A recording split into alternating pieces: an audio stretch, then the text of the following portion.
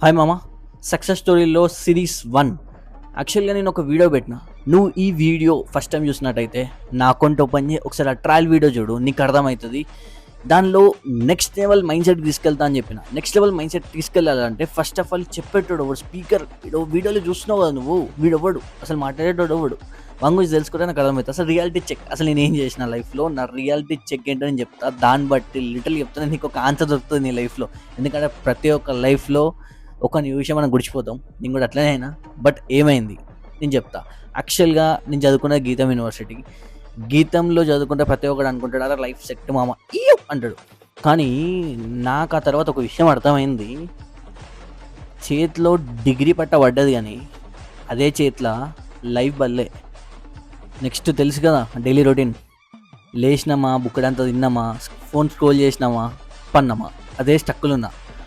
అప్పుడు మైండ్లో ఒకటి గెలుస్తుంది అనమాట, నెక్స్ట్ ఏం చేద్దాం రా అని.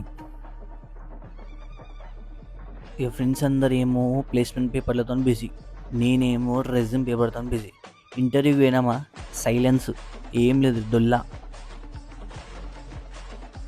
ఇక ఒకరోజు అద్దం ముందు కూర్చొని నాకు నేను క్వశ్చన్ చేసుకుంటున్నా, నేను పోయే రాంగ్ రూటా, నిజంగా నేను దేనికి పనికిరానా అని ఒక పాయింట్ ఆఫ్ వ్యూలోకి వెళ్ళిపోతున్నా. ఎందుకంటే ఏ ఇంటర్వ్యూ అయినా ఎవ్వడు మనల్ని తీసుకుంటలేడు, ఎక్కడ చూసినా డొల్లనేగా, ఎవ్వడు మనల్ని పట్టించుకుంటలేడు.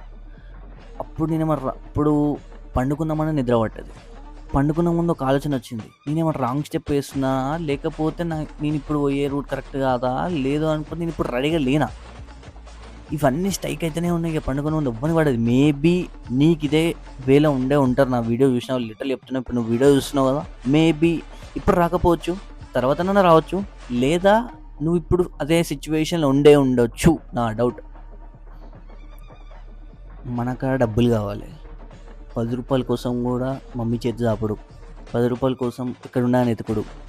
ఇచ్చేది అనిపించింది, ఫోన్ చేసి మా అమ్మ ఒక 50 కొట్టావా, మా అమ్మ ఒక 100 కొట్టావా, మా అమ్మ ఒక చిల్లర ఉంటే కొట్టావా అని ఈ పాయింట్ ఆఫ్ వ్యూలోకి వెళ్ళిపోయినా.